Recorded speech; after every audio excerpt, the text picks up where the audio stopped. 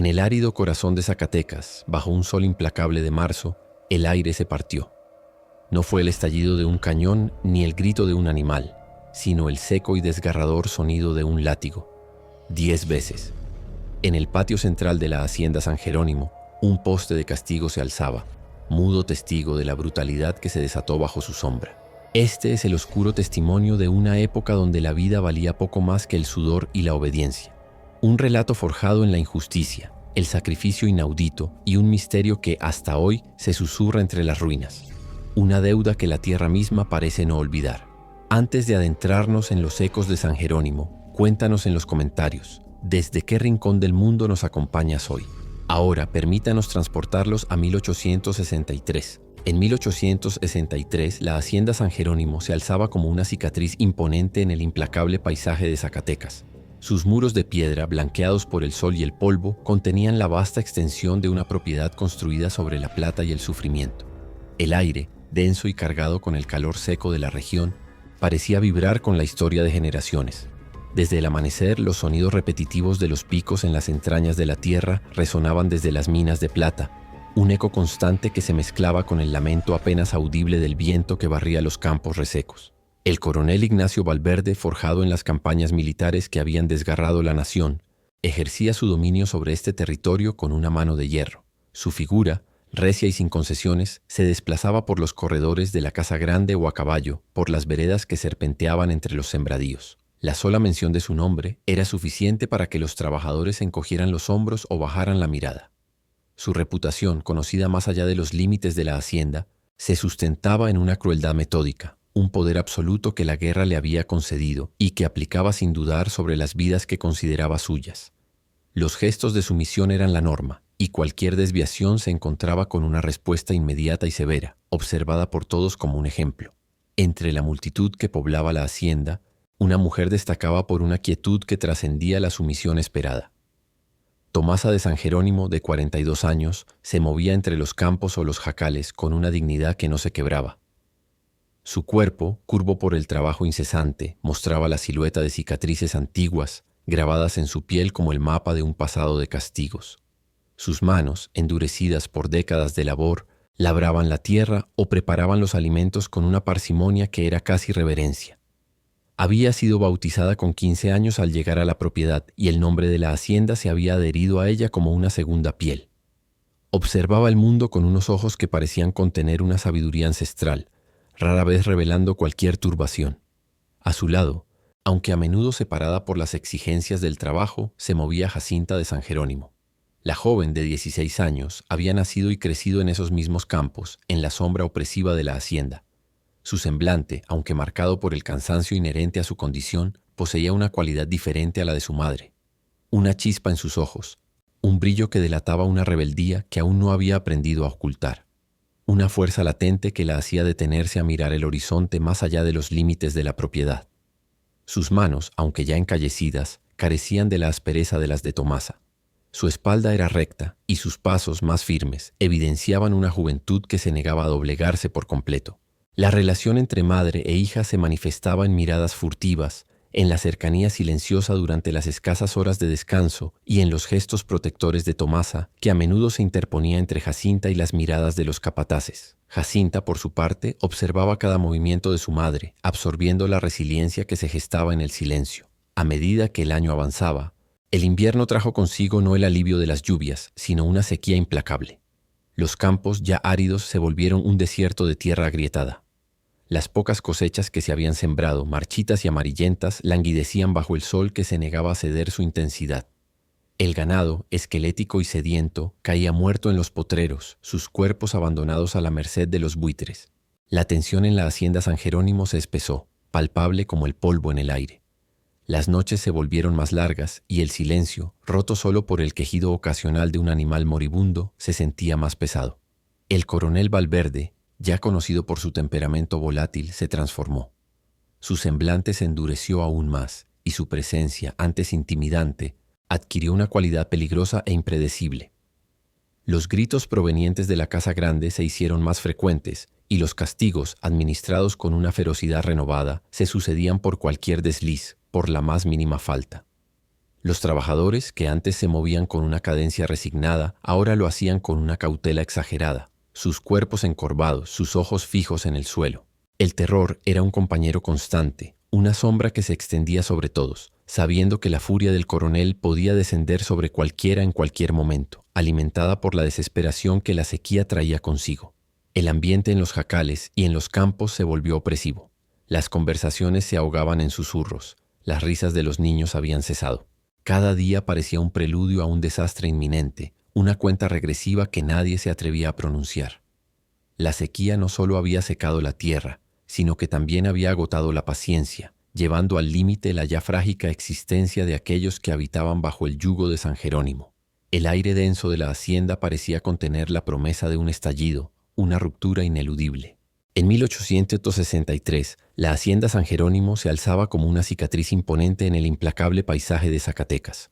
Sus muros de piedra, blanqueados por el sol y el polvo, contenían la vasta extensión de una propiedad construida sobre la plata y el sufrimiento. El aire, denso y cargado con el calor seco de la región, parecía vibrar con la historia de generaciones. Desde el amanecer, los sonidos repetitivos de los picos en las entrañas de la tierra resonaban desde las minas de plata, un eco constante que se mezclaba con el lamento apenas audible del viento que barría los campos resecos. El coronel Ignacio Valverde, forjado en las campañas militares que habían desgarrado la nación, ejercía su dominio sobre este territorio con una mano de hierro. Su figura, recia y sin concesiones, se desplazaba por los corredores de la casa grande o a caballo por las veredas que serpenteaban entre los sembradíos. La sola mención de su nombre era suficiente para que los trabajadores encogieran los hombros o bajaran la mirada. Su reputación, conocida más allá de los límites de la hacienda, se sustentaba en una crueldad metódica, un poder absoluto que la guerra le había concedido y que aplicaba sin dudar sobre las vidas que consideraba suyas. Los gestos de sumisión eran la norma, y cualquier desviación se encontraba con una respuesta inmediata y severa, observada por todos como un ejemplo. Entre la multitud que poblaba la hacienda, una mujer destacaba por una quietud que trascendía la sumisión esperada. Tomasa de San Jerónimo, de 42 años, se movía entre los campos o los jacales con una dignidad que no se quebraba. Su cuerpo, curvo por el trabajo incesante, mostraba la silueta de cicatrices antiguas, grabadas en su piel como el mapa de un pasado de castigos. Sus manos, endurecidas por décadas de labor, labraban la tierra o preparaban los alimentos con una parsimonia que era casi reverencia. Había sido bautizada con 15 años al llegar a la propiedad, y el nombre de la hacienda se había adherido a ella como una segunda piel. Observaba el mundo con unos ojos que parecían contener una sabiduría ancestral, rara vez revelando cualquier turbación. A su lado, aunque a menudo separada por las exigencias del trabajo, se movía Jacinta de San Jerónimo. La joven de 16 años había nacido y crecido en esos mismos campos, en la sombra opresiva de la hacienda. Su semblante, aunque marcado por el cansancio inherente a su condición, poseía una cualidad diferente a la de su madre, una chispa en sus ojos, un brillo que delataba una rebeldía que aún no había aprendido a ocultar, una fuerza latente que la hacía detenerse a mirar el horizonte más allá de los límites de la propiedad. Sus manos, aunque ya encallecidas, carecían de la aspereza de las de Tomasa. Su espalda era recta y sus pasos, más firmes, evidenciaban una juventud que se negaba a doblegarse por completo. La relación entre madre e hija se manifestaba en miradas furtivas, en la cercanía silenciosa durante las escasas horas de descanso y en los gestos protectores de Tomasa, que a menudo se interponía entre Jacinta y las miradas de los capataces. Jacinta, por su parte, observaba cada movimiento de su madre, absorbiendo la resiliencia que se gestaba en el silencio. A medida que el año avanzaba, el invierno trajo consigo no el alivio de las lluvias, sino una sequía implacable. Los campos, ya áridos, se volvieron un desierto de tierra agrietada. Las pocas cosechas que se habían sembrado, marchitas y amarillentas, languidecían bajo el sol que se negaba a ceder su intensidad. El ganado, esquelético y sediento, caía muerto en los potreros, sus cuerpos abandonados a la merced de los buitres. La tensión en la hacienda San Jerónimo se espesó, palpable como el polvo en el aire. Las noches se volvieron más largas y el silencio, roto solo por el quejido ocasional de un animal moribundo, se sentía más pesado. El coronel Valverde, ya conocido por su temperamento volátil, se transformó. Su semblante se endureció aún más y su presencia, antes intimidante, adquirió una cualidad peligrosa e impredecible. Los gritos provenientes de la casa grande se hicieron más frecuentes y los castigos, administrados con una ferocidad renovada, se sucedían por cualquier desliz, por la más mínima falta. Los trabajadores que antes se movían con una cadencia resignada, ahora lo hacían con una cautela exagerada, sus cuerpos encorvados, sus ojos fijos en el suelo. El terror era un compañero constante, una sombra que se extendía sobre todos, sabiendo que la furia del coronel podía descender sobre cualquiera en cualquier momento, alimentada por la desesperación que la sequía traía consigo. El ambiente en los jacales y en los campos se volvió opresivo. Las conversaciones se ahogaban en susurros, las risas de los niños habían cesado. Cada día parecía un preludio a un desastre inminente, una cuenta regresiva que nadie se atrevía a pronunciar. La sequía no solo había secado la tierra, sino que también había agotado la paciencia, llevando al límite la ya frágil existencia de aquellos que habitaban bajo el yugo de San Jerónimo. El aire denso de la hacienda parecía contener la promesa de un estallido, una ruptura ineludible. Fue una mañana de marzo, bajo el resplandor de un sol que ya comenzaba a calcinar el paisaje de Zacatecas, cuando el destino de Jacinta de San Jerónimo se torció irreversiblemente. La sequía que se arrastraba por meses había tornado el ambiente de la hacienda en una mezcla palpable de tensión y desesperación. Cada tarea, por insignificante que fuera, parecía cargada de un riesgo inusitado. Jacinta, de 16 años, se encontraba en el corazón de la opulencia y el poder de la hacienda, la casa grande. Su labor diaria la llevaba a los aposentos privados del coronel Ignacio Valverde, un espacio impregnado con el aroma a tabaco rancio y autoridad indiscutible. Se movía con la cautela que la experiencia le había enseñado. Una danza silenciosa entre muebles de caoba pesada y tapices polvorientos. El silencio en aquellas habitaciones era casi asfixiante, solo roto por el suave roce de sus pasos descalzos sobre las losas o el susurro del paño al limpiar las superficies. El lujo frío de los objetos que la rodeaban contrastaba violentamente con la escasa existencia de los jacales, un recordatorio constante de la abismal diferencia entre su mundo y el del coronel. Los ojos de Jacinta, que en otros momentos brillaban con una rebeldía contenida, esa mañana se mantenían fijos. Su mirada reflejaba el cansancio de jornadas interminables y el temor constante a la furia impredecible de Valverde, exacerbada por la pérdida de las cosechas. En el centro del dormitorio principal, una mesa de trabajo de ébano se alzaba, cargada con mapas militares, pesados libros encuadernados en piel y objetos personales del coronel. Entre ellos, delicadamente posado, se encontraba un jarro de porcelana. Era una pieza de blancura inmaculada, decorada con motivos florales de un azul pálido, y su fina artesanía revelaba un origen distante. No era un objeto cualquiera. Su valor no residía solo en el material, sino en la memoria. Se decía que había pertenecido a la difunta esposa de Valverde, y su presencia, imponente y frágil a la vez, lo convertía en intocable. Jacinta, conocedora de la particular sensibilidad del coronel respecto a sus posesiones, siempre se acercaba a él con una reverencia casi supersticiosa. Ese día, la tarea consistía en mover la pesada mesa para limpiar el polvo acumulado bajo sus gruesas patas. Jacinta se inclinó. Sus pequeños músculos se tensaron con el esfuerzo. El mueble, macizo y arraigado al suelo, cedió con dificultad, arrastrándose sobre las losas de piedra con un chirrido áspero que le erizó la piel. El jarro de porcelana, posado precariamente en el borde, vibró. Un temblor sutil lo recorrió, casi imperceptible. Jacinta lo notó, un nudo frío formándose en su estómago. Extendió una mano buscando con rapidez estabilizar el objeto, un instinto protector que se activó al ver el peligro inminente. Pero la sequedad de sus manos, el peso de la mesa, o quizás el mismo aire denso de la fatalidad, conspiraron en su contra. Sus dedos rozaron el borde del jarro justo cuando el equilibrio, ya demasiado precario, se rompió. La pieza resbaló. Fue una caída lenta, una danza trágica y silenciosa que pareció durar una eternidad. Los ojos de Jacinta, desorbitados, siguieron su trayectoria, impotente. El aire se contuvo en la habitación, el tiempo se estiró en un segundo eterno. El sonido fue seco, cortante. Una explosión contenida que, no obstante, resonó con una claridad ensordecedora. La porcelana se hizo añicos contra el suelo de piedra, y cada fragmento disperso, blanco y azul, pareció multiplicar el estruendo como un millar de pequeñas dagas que rasgaban el silencio. El eco del desastre se extendió por los corredores, una onda de sonido que se tragó el murmullo habitual de la hacienda. Jacinta se quedó inmóvil, el aliento atrapado en su garganta, los ojos fijos en los restos brillantes sobre el piso, un cráter de cristal roto en el centro del imponente aposento. El silencio que siguió al estallido fue aún más opresivo que antes, cargado de una expectativa aterradora. Apenas unos segundos después de que el último tintineo de porcelana se desvaneciera, La figura del coronel Valverde se materializó en el umbral del aposento. Su presencia llenó el espacio con una densidad gélida, una sombra que eclipsó la poca luz que entraba por la ventana. Sus pasos fueron firmes, resonando con una cadencia implacable. Su mirada, inicialmente dirigida a los fragmentos esparcidos en el suelo, se elevó lentamente para encontrarse con la figura estática de Jacinta.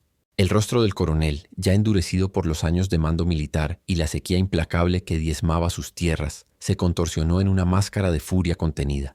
Sus mandíbulas se tensaron, sus sienes se hincharon. No pronunció palabra alguna. Su silencio era en sí mismo una amenaza más potente que cualquier grito. Sus ojos, dos brasas encendidas, se clavaron en la joven. Un fuego que prometía destrucción. Con movimientos que exhibían una fuerza brutal y desmedida, el coronel avanzó hacia Jacinta. Sin preámbulos, la agarró por el brazo con una presa férrea. Sus dedos se hundieron en la carne de la muchacha. El dolor fue agudo y repentino. La fuerza del agarre la desequilibró, arrancándola de su lugar.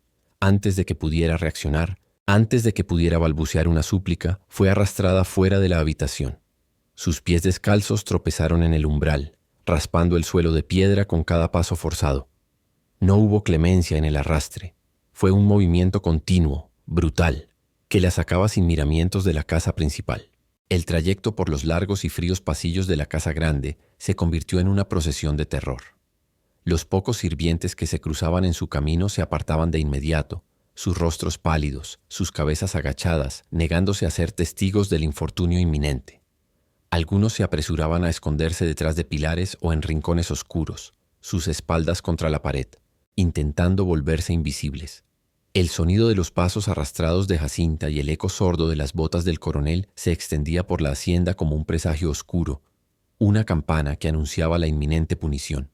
El temor colectivo se podía sentir en el aire, una ola silenciosa que recorría cada rincón de la vasta propiedad. La procesión forzada terminó en el patio central de la hacienda.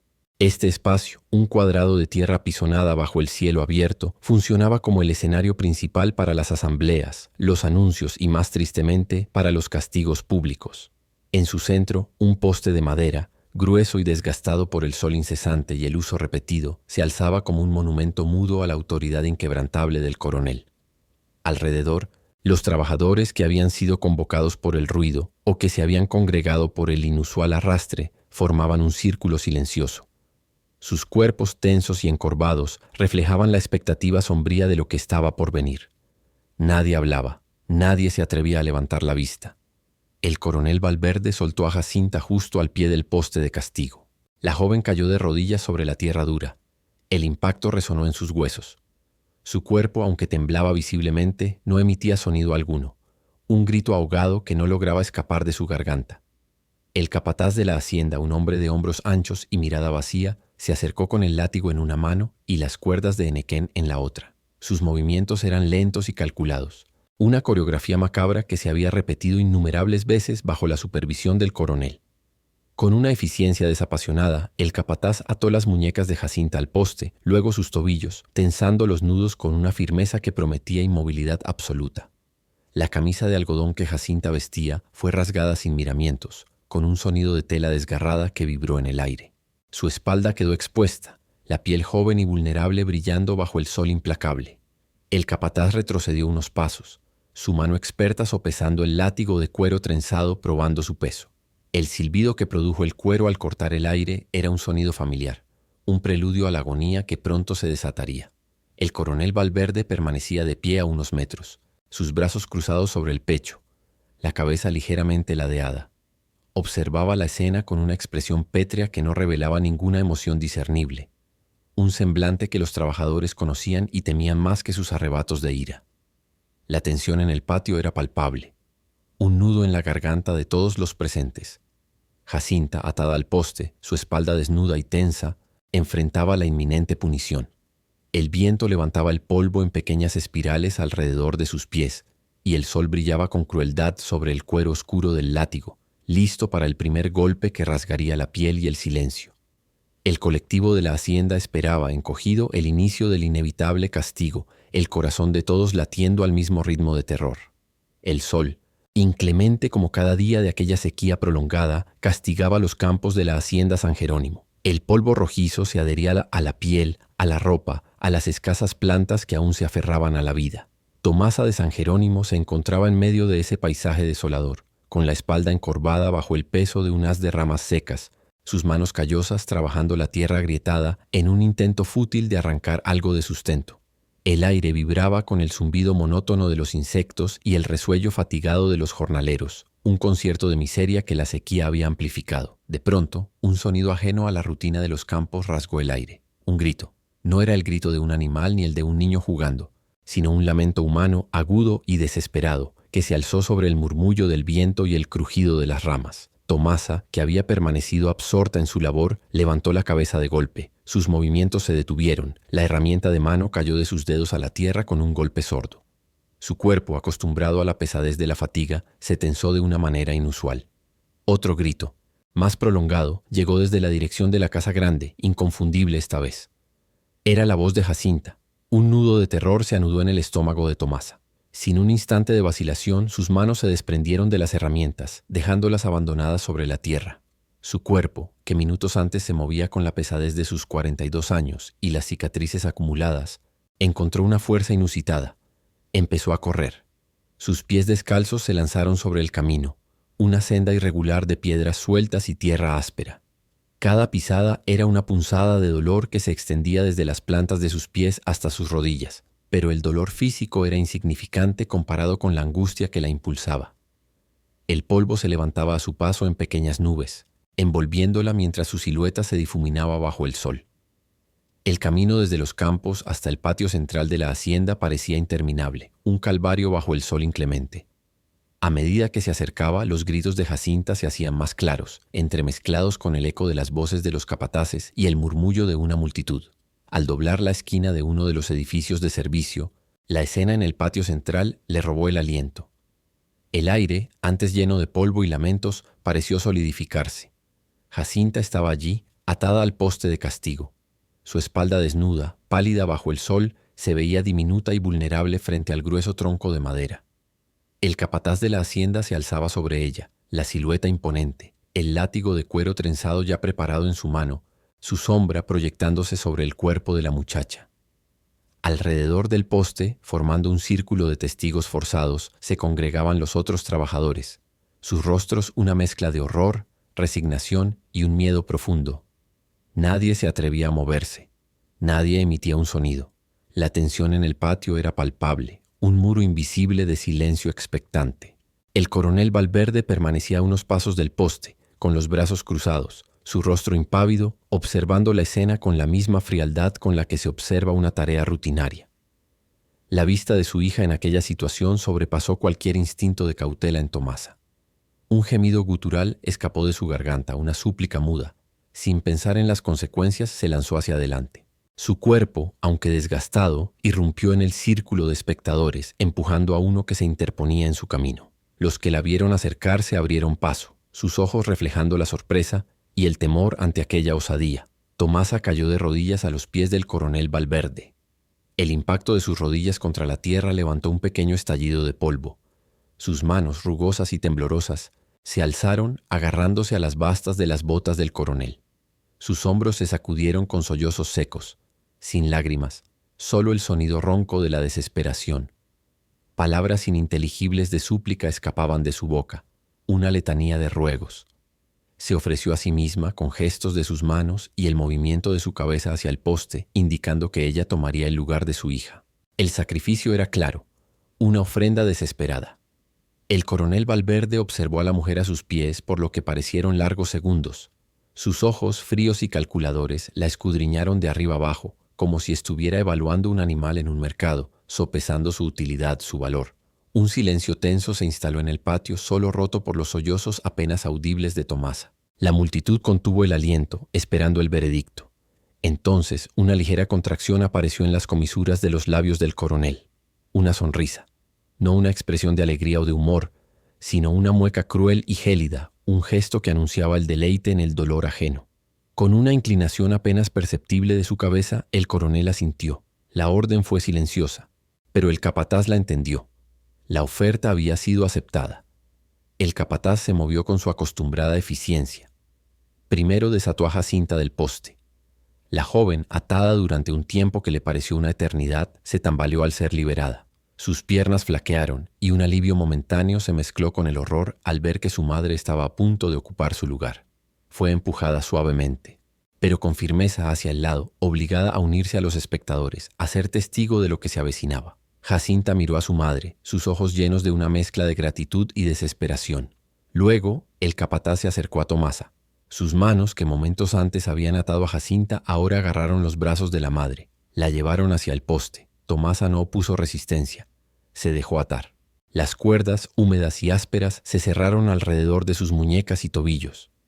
Su ropa, ya gastada y remendada, fue rasgada en la espalda, dejando al descubierto una piel curtida por el sol y la fatiga, pero también marcada por un mapa de cicatrices antiguas, testimonios silenciosos de castigos previos.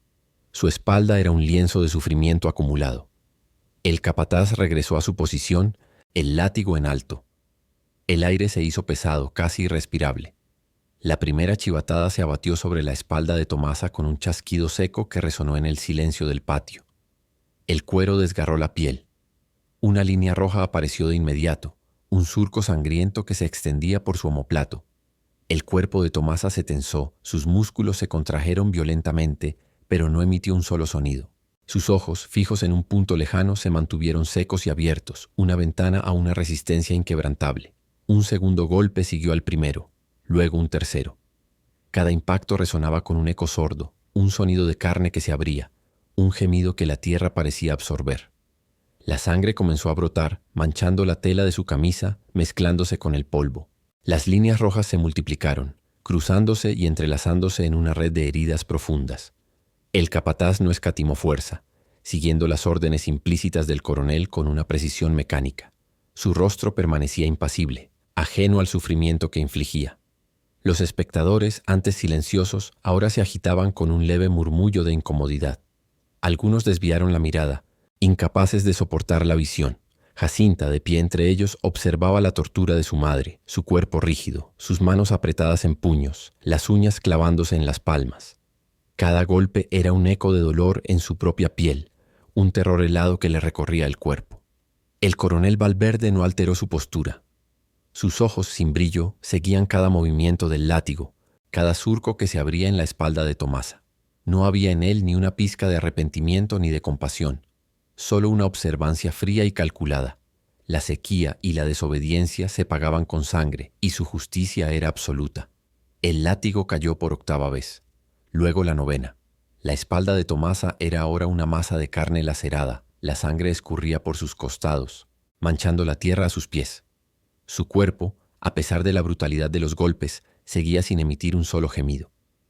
La fuerza que la mantenía erguida era la misma dignidad silenciosa que la había caracterizado toda su vida. Una voluntad que se negaba a doblegarse ante la humillación. Sus músculos temblaban, sus piernas flaqueaban, pero su cabeza permanecía alta, sus ojos aún fijos. Finalmente, el 10º y último azote. El sonido fue brutal, definitivo. El impacto hizo que el cuerpo de Tomasa se sacudiera violentamente. Esta vez la resistencia se rompió. Su cabeza se inclinó, su cuerpo se aflojó, los músculos que la habían mantenido erguida cedieron, y la gravedad la arrastró hacia abajo. Se desplomó inconsciente, mantenida en pie solo por las cuerdas que aún la ataban al poste. La sangre seguía manando de las profundas heridas, empapando su ropa y el suelo bajo ella. El coronel Valverde hizo un gesto con la mano hacia el capataz. La orden fue breve, apenas un movimiento. El capataz, con la misma indiferencia, procedió a desatar el cuerpo flácido de Tomasa. La soltó sin cuidado y la mujer cayó al suelo como un fardo, una silueta inerte sobre la tierra ensangrentada. Dos hombres se acercaron. La levantaron del suelo, sus cuerpos doblados bajo el peso, y la arrastraron sin miramientos, su cuerpo inerte rebotando suavemente sobre el camino de tierra hacia los jacales de los esclavizados. El coronel observó la escena hasta que la figura de Tomasa desapareció de la vista antes de girarse y marcharse hacia la casa grande, su silueta erguida y su paso firme, sin una sola mirada atrás. El silencio se cernió de nuevo sobre el patio, un silencio más pesado, más opresivo que antes, impregnado del olor metálico de la sangre y la memoria de una crueldad sin límites. Cuando el cuerpo inerte de Tomasa fue arrojado sin miramientos a la tierra apisonada del jacal, el anochecer ya se cernía sobre la hacienda San Jerónimo, tiñendo el cielo de una melancolía purpúrea.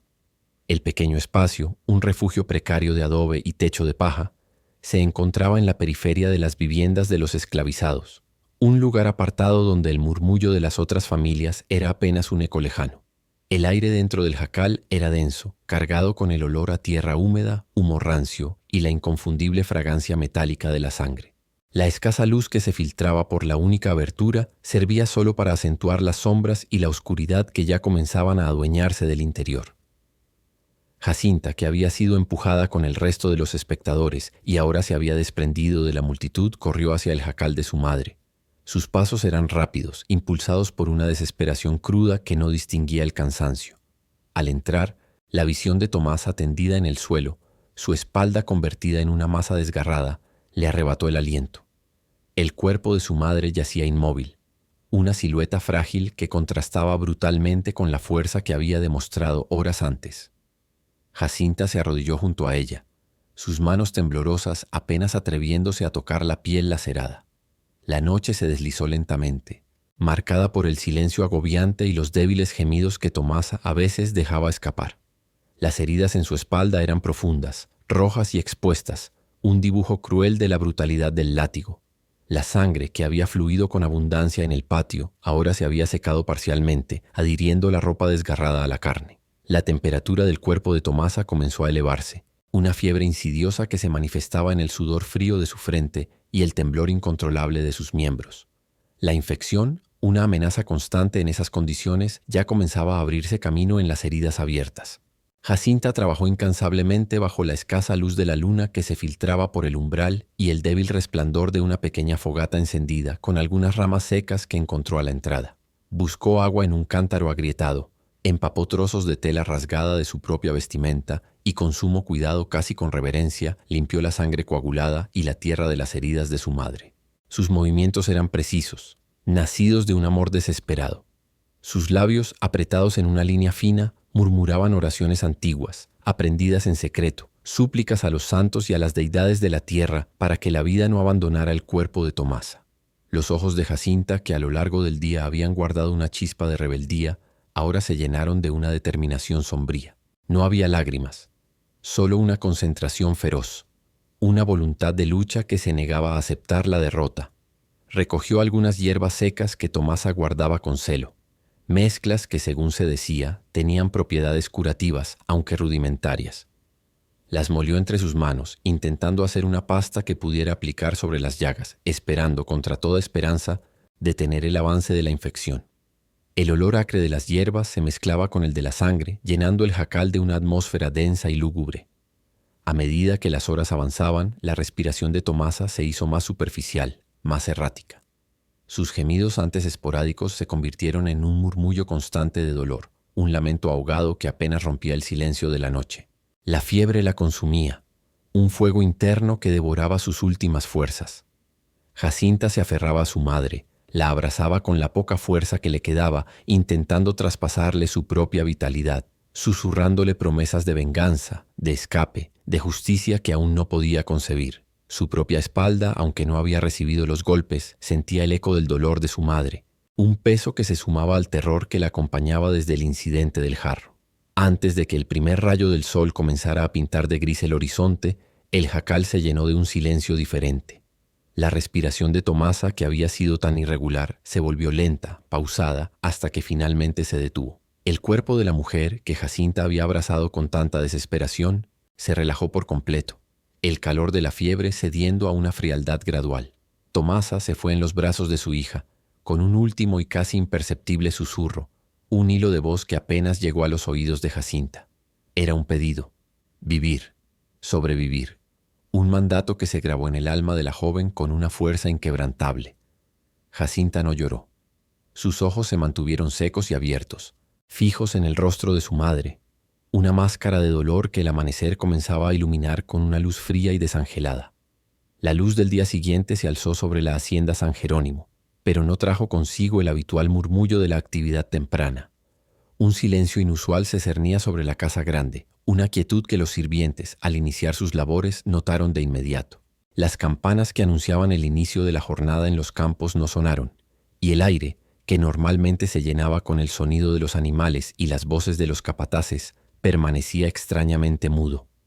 Fue una de las sirvientas que se dirigía a los aposentos del coronel Valverde con el café matutino quien hizo el hallazgo. Su paso, cauteloso como siempre, se detuvo abruptamente en el umbral.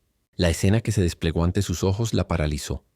El coronel Ignacio Valverde yacía en su cama, una imponente cama de madera tallada que ocupaba la mayor parte de la habitación. Su cuerpo, aunque sin signos visibles de lucha o violencia, estaba rígido, sus extremidades tensas bajo las sábanas de lino. Pero lo que la dejó sin aliento, lo que heló la sangre en sus venas, fue el rostro del coronel. Sus ojos estaban desorbitados, fijos en un punto invisible en el techo, dilatados en una expresión de terror absoluto y pavor inimaginable. La boca estaba abierta en un grito silencioso y perpetuo, los músculos de su mandíbula tensos, revelando una angustia que parecía haberlo consumido en sus últimos instantes. Sus manos, crispadas sobre el pecho, tenían los dedos torcidos como si en el último aliento hubiera intentado defenderse de algo invisible, de una amenaza intangible que solo él pudo ver. No había señales de golpes, ni de puñaladas, ni de marcas de forcejeo en la habitación. Todo estaba en orden excepto por la perturbadora imagen del hombre que había gobernado la hacienda con mano de hierro. Un grito agudo de la sirvienta rompió el silencio de la casa grande, reverberando por los pasillos. Otros sirvientes, atraídos por el sonido, acudieron a la habitación, sus rostros reflejando el horror al contemplar el cuerpo del coronel. La noticia se extendió como un reguero de pólvora por toda la hacienda, de la casa grande a los jacales, de los jacales a los campos. La conmoción fue universal, mezclada con una mezcla de sorpresa, miedo y, en algunos casos, una secreta y cautelosa satisfacción. Se llamó a un médico desde la ciudad, un hombre de edad avanzada y poca experiencia en muertes tan repentinas. Sus investigaciones fueron superficiales, limitadas a una revisión visual del cuerpo y el entorno. No encontró heridas, ni rastros de veneno que pudieran explicar la muerte del coronel.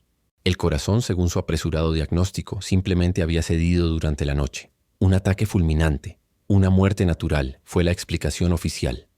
La familia de Valverde, su sobrino y su cuñado, que pronto asumirían la administración de la hacienda, prefirieron un entierro rápido y discreto, deseosos de evitar cualquier rumor o escándalo que pudiera empañar el prestigio de la familia o la propiedad. El cuerpo fue preparado y sepultado con una celeridad inusual antes de que las especulaciones pudieran arraigar. Pero entre los esclavizados de la hacienda otra historia comenzó a circular, contada en susurros por la noche, lejos de los oídos de los capataces. Algunos de los trabajadores que habían pasado cerca de la casa grande la noche anterior, en sus rondas o en alguna tarea tardía, juraron haber escuchado sonidos extraños provenientes de los aposentos del coronel. No eran los ruidos habituales de una casa grande por la noche, ni el viento que se colaba por las rendijas. Eran sonidos de dolor. Se habló de gemidos guturales que se filtraban por las ventanas cerradas, de un chasquido inconfundible como el de un látigo que se repetía con una cadencia fantasmal. Otros mencionaron gritos ahogados, sofocados, que parecían venir de algún lugar lejano, de otro mundo, pero que resonaban en el mismo corazón de la habitación del coronel. Un peón que se había acercado a alimentar a los caballos en los establos cercanos juró haber escuchado un alarido final, un grito de pánico puro que se cortó abruptamente, como si la voz hubiera sido arrancada de raíz. Los relatos se esparcieron, se entrelazaron y se magnificaron con cada repetición. No había marcas de violencia en el cuerpo del coronel, pero la expresión de terror en su rostro era una evidencia innegable. Para los esclavizados la causa de la muerte era clara, aunque invisible para los ojos de los hombres blancos. Era una venganza, una justicia que había llegado desde más allá del velo de la vida, una respuesta al sufrimiento infligido.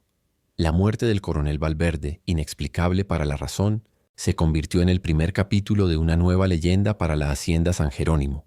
Una historia de terror y retribución que los vientos de Zacatecas comenzarían a llevar a cada rincón de la desolada tierra. El misterio se instaló en los muros de piedra, un eco del latigazo de la noche anterior, una promesa de que algunas cuentas se saldan más allá de la muerte. 2 días se deslizaron sobre la hacienda San Jerónimo desde el precipitado entierro del coronel Ignacio Valverde. La quietud que antes era de opresión se había transformado en una especie de calma tensa, una falsa paz que se sentía más inquietante que el terror explícito. En los jacales, el luto por Tomasa fue silencioso, apenas expresado en miradas de soslayo y en la ausencia de sus pasos entre los campos. Jacinta, el rostro endurecido por el dolor y por la última voluntad de su madre, se movía como una sombra por los alrededores de su jacal. Sus ojos, que antes habían brillado con una rebeldía juvenil, ahora reflejaban una determinación férrea, teñida de un matiz oscuro que antes no poseía. La promesa susurrada a su madre de vivir y sobrevivir parecía haberla transformado, imbuyéndola de un propósito que nadie más podía discernir. Nadie vio el momento exacto en que Jacinta de San Jerónimo se marchó. Una mañana su jacal amaneció vacío. No había rastro de sus escasas pertenencias, ni de ella misma. Simplemente había desaparecido. No hubo gritos de despedida ni lamentos. Su partida fue tan silenciosa y abrupta como el destino que había reclamado a su madre. Los otros esclavizados notaron su ausencia, pero en medio de la confusión y el temor que la muerte del coronel había generado, su fuga se convirtió en un susurro más, una historia más de resistencia en un lugar donde la esperanza era un lujo. Los nuevos administradores de la hacienda, el sobrino y el cuñado de Valverde, hombres de negocios con poca experiencia en el manejo de una propiedad tan extensa y con una fuerza laboral esclavizada, pronto se hicieron cargo. Sus intereses radicaban en el mantenimiento de la prosperidad, no en la búsqueda de una esclava fugitiva. Para ellos, Jacinta era apenas una pieza perdida en un engranaje vasto, un número que no afectaba significativamente las cuentas. No se organizaron partidas de búsqueda, ni se dedicaron recursos a su recuperación. Su desaparición fue registrada como una fuga más, un incidente sin mayor relevancia en el gran esquema de la hacienda. Era un alma que se había ido, y el desprecio por su vida era tan patente como el polvo que cubría los caminos. Sin embargo, a partir de ese momento la hacienda San Jerónimo pareció caer bajo una sombra. Los años siguientes trajeron consigo una serie de infortunios inexplicables que se abalanzaron sobre la propiedad como una plaga silenciosa y persistente. La sequía de 1863, que había sido el catalizador de la tragedia, no hizo más que agravarse en los años venideros. Mientras las lluvias regresaban a las tierras vecinas, los campos de San Jerónimo permanecían estériles, sedientos, resecándose hasta convertirse en un polvo fino que el viento esparcía sin piedad. Los pozos se secaron con una velocidad alarmante, sus cuencas se agrietaron, dejando al ganado morir de sed bajo el sol implacable. Además de las sequías caprichosas, plagas inexplicables comenzaron a asolar las cosechas. Enjambres de insectos voraces, nunca antes vistos en la región, aparecían de la noche a la mañana, devorando hojas de maíz y tallos de frijol con una eficiencia espeluznante. Las plantas, que a duras penas lograban brotar, se marchitaban inexplicablemente, como si una enfermedad invisible las consumiera desde dentro. El ganado, que sobrevivía a la sed, era diezmado por enfermedades misteriosas que los veterinarios de la ciudad no lograban identificar. Los animales caían sin aviso, sus cuerpos hinchados y sin signos externos de trauma, sus ojos abiertos en una expresión de sorpresa y terror. La mano de obra esclavizada, ya mermada por la enfermedad y la desnutrición, comenzó a rebelarse de formas sutiles pero devastadoras. No hubo levantamientos armados, sino una resistencia pasiva que drenaba la vitalidad de la hacienda. Herramientas de trabajo desaparecían misteriosamente o aparecían rotas y sin explicación. Los peones se negaban a trabajar con la misma eficiencia, su desgano era palpable, y el temor, que antes los impulsaba, ahora parecía haber mutado en una indiferencia silenciosa. Las fugas se hicieron más frecuentes, no solo de individuos, sino a veces de familias enteras, que se desvanecían en la noche sin dejar rastro, dejando atrás solo la incertidumbre y el vacío. Los capataces se encontraron con una fuerza invisible que desafiaba su autoridad, una ausencia de espíritu que no podían castigar con el látigo. La hacienda San Jerónimo cambió de manos en varias ocasiones durante las décadas siguientes. Cada nuevo propietario llegaba con la esperanza de romper la maldición, con planes de inversión y una renovada energía. Pero cada uno de ellos se encontraba con la misma cadena de infortunios. Las cosechas fracasaban, el ganado moría, los trabajadores se negaban a cooperar o simplemente desaparecían. Los beneficios disminuían hasta volverse pérdidas inexplicables. La hacienda, que una vez fue un bastión de riqueza, se convirtió en un pozo sin fondo, devorando fortunas y reputaciones. Los nuevos dueños, con el semblante demacrado y los bolsillos vacíos, se veían obligados a abandonar la propiedad dejándola sumirse aún más en el olvido. Fue en esta época de declive y abandono que los fenómenos sobrenaturales comenzaron a manifestarse de manera más clara y recurrente. Las historias, antes susurros, se convirtieron en relatos abiertos que la gente de los pueblos cercanos contaba con los ojos bien abiertos por el miedo. Se decía que a altas horas de la madrugada, cuando la luna proyectaba sombras alargadas sobre los muros agrietados de la hacienda, se podía escuchar el eco seco y cruel de un látigo. El sonido, inconfundible y sordo, parecía provenir del patio central, el mismo lugar donde Tomasa había sido castigada. No había capataz visible, ni cuerpo que recibiera los golpes, solo el chasquido fantasmal que resonaba en la quietud de la noche, como si una sesión de castigo invisible se estuviera llevando a cabo, una tortura perpetua en el éter. Desde la antigua ala de los aposentos del coronel, donde Valverde había sido encontrado muerto, se escuchaban gritos. Gritos masculinos de agonía, un lamento gutural que helaba la sangre de quienes se atrevían a acercarse demasiado. Eran alaridos de pánico y dolor puro, que se mezclaban con el eco de un gemido sofocado, como si el alma del coronel estuviera condenada a revivir una y otra vez sus últimos momentos de terror. Algunos afirmaban que esos sonidos solo se oían en las noches de luna llena, otros que surgían en cualquier momento de profunda oscuridad, pero todos coincidían en que eran el lamento de un hombre atormentado. Pero las apariciones más perturbadoras eran las que veían los pocos vigilantes o los viajeros que se atrevían a pasar cerca de la hacienda. Se hablaba de la visión de una mujer, su figura etérea y translúcida, caminando por los corredores de la casa grande o por los campos cercanos a los jacales. Su espalda, incluso en la penumbra, mostraba profundas laceraciones, cicatrices que parecían sangrar luz fantasma. Su andar era lento, silencioso, como si buscara algo perdido o esperara un encuentro. Esta figura, que todos identificaban con Tomasa, nunca estaba sola. Siempre la seguía la sombra de una niña, etérea y silenciosa, apenas un contorno difuso que se movía a su lado, como un guardián invisible, o quizás una compañía eterna.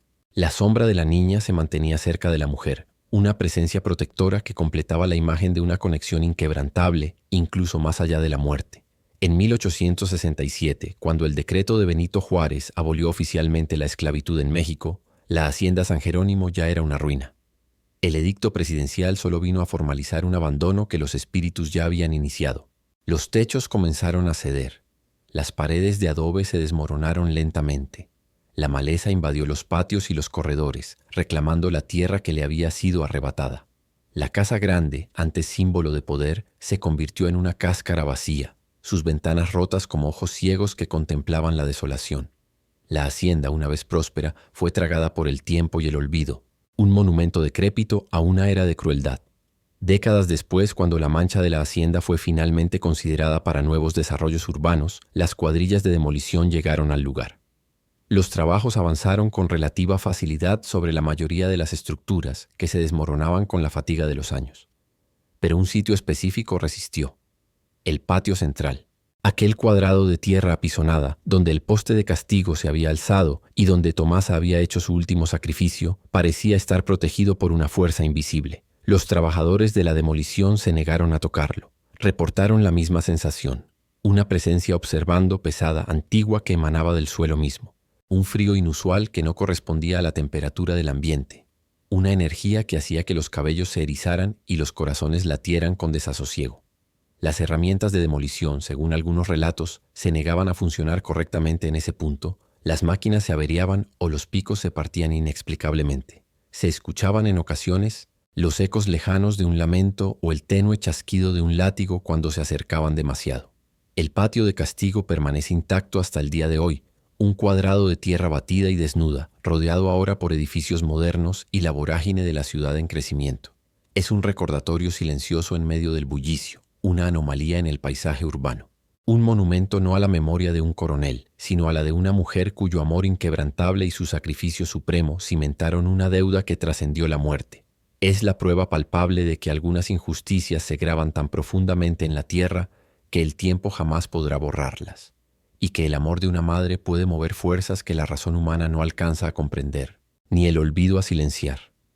Y así, en las tierras áridas de Zacatecas, el eco de un látigo y el lamento de un amor inquebrantable se fusionaron con el viento, tejiendo una historia que el tiempo se niega a borrar.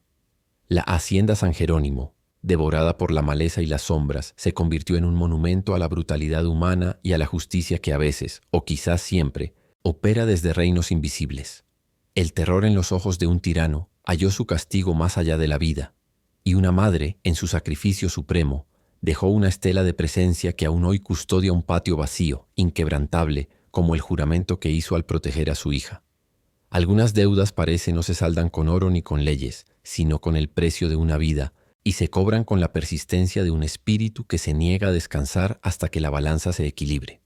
Esta es la memoria que los muros de San Jerónimo guardan, la historia de cómo la dignidad y el amor materno desafiaron a la crueldad, invocando una fuerza que transformó la injusticia en un lamento eterno y la muerte en una promesa. Nos invita a reflexionar sobre las marcas que dejamos en la tierra y en el alma de aquellos a quienes oprimimos. ¿Qué huella crees que el espíritu de Tomasa y Jacinta dejaron en ese lugar? Comparte tus pensamientos en los comentarios. Si la sombra de estas historias te atrae, te invitamos a explorar otros relatos que yacen ocultos en los rincones olvidados de nuestra historia. Mantente cerca de las sombras de la servidumbre. Y si este viaje te ha conmovido, deja un me gusta y suscríbete para no perderte las voces que aún resuenan desde el pasado.